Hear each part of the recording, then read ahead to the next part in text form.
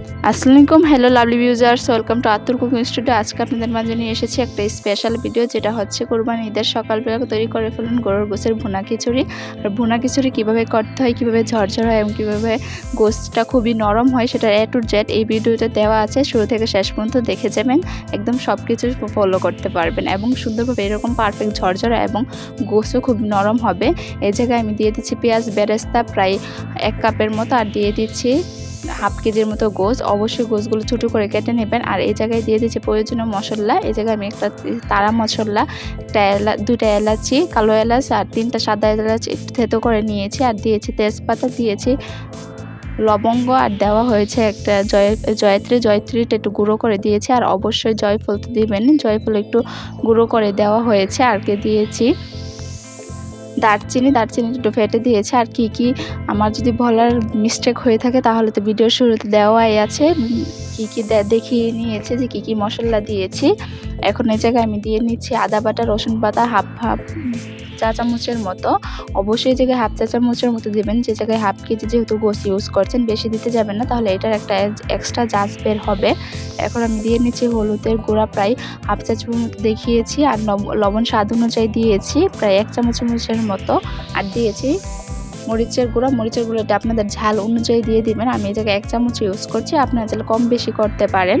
আর দিয়েছি ধনিয়া গুঁড়া প্রায় 1 চা চামচের মতো, আর সাদা গোলমরিচের গুঁড়া 1 চা চামচের মতো, আর জিরা গুঁড়া দেওয়া হয়েছে 1 চা চামচের মতো। খুব ভালোভাবে মিশিয়ে তারপরে কিছু কাঁচা পেঁয়াজ দিয়ে দিচ্ছি, আর 1/3 কাপ তেল দিয়ে তারপর এটা ভালোভাবে মিশিয়ে তারপর এখন হাই টেম্পারে দিয়ে দিচ্ছি পানি দিয়ে। অবশ্যই এই জায়গায় পানি দিবেন 3 থেকে 4 কাপের মতো দিয়ে, তারপর এটা সিদ্ধ করে নিয়ে নেবেন। আর দেখতেই পারবেন আস্তেটার গ্রেভিটা কত সুন্দর হয়, আর খুবই সুন্দর নরম হয়ে যাবে।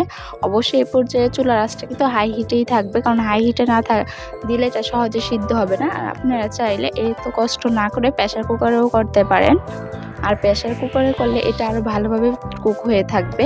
এর জন্যই বলছি ভুনা খিচুড়ির A to Z সব কিছু এই ভিডিওতে দেওয়া আছে। আপনারা যদি একটু কষ্ট সহকারে শুরু থেকে শেষ পর্যন্ত দেখেন, তাহলে ভুনা খিচুড়ি কীভাবে করতে হয় A to Z সবই জানবেন। টিপস অ্যান্ড ট্রিক্স একদম পারফেক্টভাবে ঝরঝর এবং গোশগুলো খুবই সুন্দরভাবে নরম হয়ে যাবে। এখন কিন্তু দেখতেই পাচ্ছেন আমার এটা হয়ে এসেছে, তেল ছেড়ে দিচ্ছে, আর এটা খুব ভালোভাবে এটা কিন্তু কুক হয়েছে। আর যখনই দেখবেন যে তেল ছেড়ে দিয়েছে তখনই বুঝবেন যে এটা হয়ে এসেছে। আর অবশ্যই কিন্তু বেরেস্তা দেওয়ার ট্রাই করবেন, কারণ বেরেস্তা দিলে এটা মজাটা আরও বেশি বেড়ে যায়। এখন আমি এই জায়গায় মুগ ডাল ভেজে নিচ্ছি। অবশ্যই মুগ ডালটা একটু লালচে করে নেবেন। যখন লালচে হবে চুলার আঁচটা নিভিয়ে ফেলবেন, নিভিয়ে এই জায়গায় পানি দিয়ে খুব ভালোভাবে ধুয়ে নেবেন। আবার অনেকে বলতে পারেন এভাবে কিসের জন্য ধোয়া হয়েছে। তাছাড়া যদি আপনারা এরকম সরাসরি ধুতে চান, এটা কোনোভাবে এটার খুব ভালোভাবে পারফেক্টভাবে ধোয়া হয় না, আর এটা যে এক্সট্রা যে গন্ধটা আছে সেটাও যায় না। তার জন্য একটু ভেজে তারপরে ধুয়ে নেবেন, তাহলে এটার সম্পূর্ণ ময়লাটাও চলে যায়, আর যে একটা কালার আছে সেটাও চলে যায়। আর ভিডিওতে যদি ব্যাকগ্রাউন্ড নয়েজ আসে তাহলে অসংখ্য দুঃখিত। আর যদি ভিডিওগুলো আপনাদের কাছে একটুও ভালো লাগে তাহলে অবশ্যই লাইক, কমেন্ট, শেয়ার এবং সাবস্ক্রাইব করে যাবেন। যারা ফেসবুক পেজ থেকে দেখছেন অবশ্যই ফেসবুক পেজটাকে ফলো করে যাবেন। এখন এই জায়গায় আমি চুলার আঁচটা নিভিয়ে দিয়েছি, নিভিয়ে জায়গায় পানি দিয়ে খুব ভালোভাবে এটা ধুয়ে নিচ্ছি। আর এই পর্যায়ে দেখতেই পাচ্ছেন এটার কিন্তু যে কালারটা আছে সেটা বের হয়ে আসে, আর এটা খুব ভালোভাবেই ধোয়া হয়ে যায় একদম পরিষ্কারভাবে।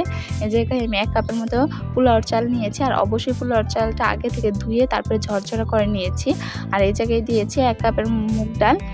এই জায়গায় 1 কাপ দেখা যাচ্ছে, কিন্তু এই জায়গায় আমি হাফ কাপের মুগ ডাল নিয়েছি। আর এই জায়গায় আদা বাটা, রসুন বাটা আর ভাজা জিরা দিয়ে দিচ্ছি, ভাজা জিরার গুঁড়া 1 চা চামচের মতো। আর দিয়ে দিচ্ছি নুন, আর দিয়ে দিচ্ছি মরিচের গুঁড়া ওইটার অনুযায়ী দিয়ে দেবেন। আর দিয়ে দিচ্ছি ধনিয়া গুঁড়া।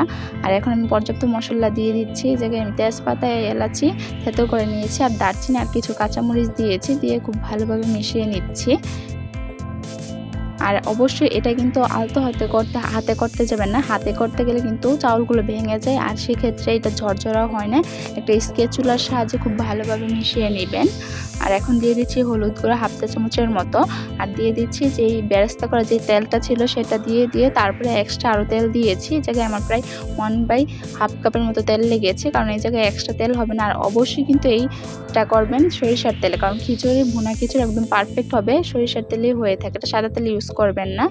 আর গরুর গোশটা যেটা রান্না করেছি সেটাও কিন্তু আমি করেছি সরিষার তেলে। অবশ্যই গোশের আইটেমগুলো সরিষার তেলে করতে যাবেন, তাহলে এটা খেতে আরও বেশি মজা লাগে। যেহেতু এই জায়গায় আমি 3 কাপ ইউজ করেছি, 3 কাপ মানে 1 কাপ চাল আর হাফ কাপের মতো মুগ ডাল আর হাফ কাপ মুসুর ডাল পরে দিব।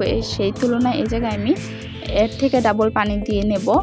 1 কাপের চালের জন্য 2 কাপ পানি, আর যেহেতু 1 কাপ দুই ডাল মিশিয়েছি তাহলে 2 কাপ পানি। সো আমার এই জায়গায় 3 কাপ না 4 কাপ পানি লেগেছে।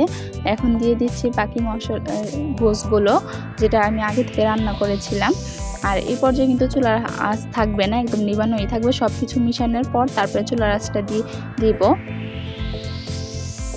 আর এই জায়গায় কাঁচামরিচ ফালে দিয়েছি আমি 4-5টার মতো। আপনারা চাইলে যে কম বেশি দিয়ে দিতে পারেন, কারণ অনেকে আছে ঝালটা পছন্দ করে না, আর যারা ঝাল পছন্দ করে তারা দিবেই। আর এখন আমি হাই হিটে রেখে দেবো যতক্ষণ পর্যন্ত পানিটা শুকিয়ে না যাবে। পানিটা শুকানোর পরে কিন্তু আবার লো হিটে দিয়ে দিব, কারণ যে কোনো সময় লেগে যাওয়ার সম্ভাবনা থাকে। আর দেখতেই পাচ্ছেন যে আস্তে আস্তে কতটা সুন্দরভাবে হয়েছে। আর ফাইনাল লুক দেখবেনই কত ঝরঝরা হয়। অবশ্যই আমি বললে তবে না, আপনারাও ট্রাই করে দেখবেন। এখন এই জায়গায় আমি আগে থেকে ধুয়ে নেওয়া মুসুর ডাল দিয়ে দিচ্ছি। অনেকে জিজ্ঞাসা করতে পারেন মুসুর ডালটা আগে দেওয়া হয়নি কেন, কারণ মুসুর ডালটা যেহেতু আগে থেকে ধুয়ে নিয়েছিলাম অনেকটাই নরম হয়ে এসেছে। আর নরম হয়ে গেলে এটা ভুনা খিচুড়ি যেই দানা দানা থাকবে ডালের সেটা থাকবে না, তাই যখন পানি ব্লক আসবে তখনই দিয়ে দিবেন, কারণ মুসুর ডালটা তো অনেকটাই নরম, তাড়াতাড়ি সিদ্ধ হয়ে যায়। আর এখন কিন্তু এই পর্যায়ে পানিটা কিন্তু কমে যাচ্ছে, আর আস্তে আস্তে কিন্তু চালগুলো ফুটে যাচ্ছে। এই পর্যায়ে আপনারা মিডিয়াম হিটে দিয়ে দিবেন। তারপর যখন পানিটা একদম কমে যাবে তারপরে লো হিটে দিয়ে দমে রাখে দিবেন। তারপরেই দেখবেন যে পারফেক্টভাবে ঝরঝরা হয়েছে এবং খুবই টেস্টি হয়েছে। আমি বললে তো হবে না, আপনারা ট্রাই করে দেখবেন যে কেমন কি হয়েছে। আর কমেন্টে জানাবেন যে কেমন লেগেছে, আর কি ভিডিও চান কমেন্টে তাও জানাবেন, কেন জানান না। আর কে কোন জেলার থেকে দেখছেন অবশ্যই বলবেন। আমার ভিডিও থেকে যদি আপনারা ট্রাই করে থাকেন ইনশাআল্লাহ খুবই ভালো হবে আশা করছি। কিন্তু ভিডিওর থেকে যদি একটু কিছু স্কিপ করেন তাহলে এরকম পারফেক্টভাবে নাও হতে পারে। এখন কিন্তু আমি দমে দিয়ে দিচ্ছি। দমে দেওয়ার পর দেখতেই পাচ্ছেন কীরকম হয়েছে। দমে দিয়ে 5-7 মিনিট রাখলে এটা হয়ে যাবে। আর কি সুন্দর ঝরঝরা হয়েছে। সো এতটুকুই, দেখতেই পাচ্ছেন যে কেমন হয়েছে, আর দেখতেই কত নাইস। তাহলে আজকে এতটুকুই বিদায় নিচ্ছি। সবাই আমার ফ্যামিলির জন্য দোয়া করবেন। আসসালামু আলাইকুম, আল্লাহ হাফেজ।